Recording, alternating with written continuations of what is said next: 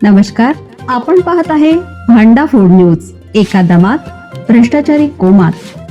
Social media, कर्जबाजारी, गुन्हेगारी, सट्टेबाजी, चोरी, मटका, जुगार, दारू, सावकारशाही, न्यायाच्या प्रतीक्षेत प्रशासन. भांडाफोड न्यूज. एका दमात भ्रष्टाचारी कोमात. आईच्या शेजारी झोपलेल्या 8 वर्षीय चिमुरडीचा कारखाली चिरडून मृत्यू. पुण्यात हृदयद्रावक घटना.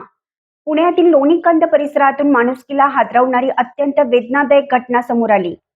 आईच्या कुशीत झोपलेल्या 8 वर्षाच्या चिमुरडीचा निष्काळजीपणामुळे कारखाली चिरडून मृत्यू झाला. या घटनेमुळे संपूर्ण परिसरात हळहळ व्यक्त केली जात असून मजूर कुटुंबावर दुःखाचा डोंगर कोसळला आहे. पुण्यातील वडू खुर्द परिसरात शनिवारी रात्री ही दुर्दैवी घटना घडली.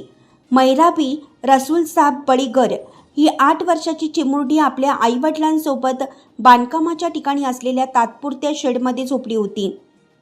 मैराबीचे कुटुंब कर्नाटकवरून पुण्यात मजुरीसाठी आले असून दिवसभराच्या कष्टानंतर ते त्या शेडमध्ये विसावत होते. मात्र याच ठिकाणी काळा निघाला घातला. भरत रमेश नेहेते हा कार चालक आपली गाडी पार्क करण्यासाठी त्या ठिकाणी आला. अंधार आणि निष्काळजीपणामुळे शेडमध्ये झोपलेली चिमुरडी त्याच्या लक्षात आली नाही. गाडी पार्क करताना त्याने कार थेट मैराबीच्या अंगावर घातली. या भीषण अपघातात तिचा जागीच मृत्यू झाला.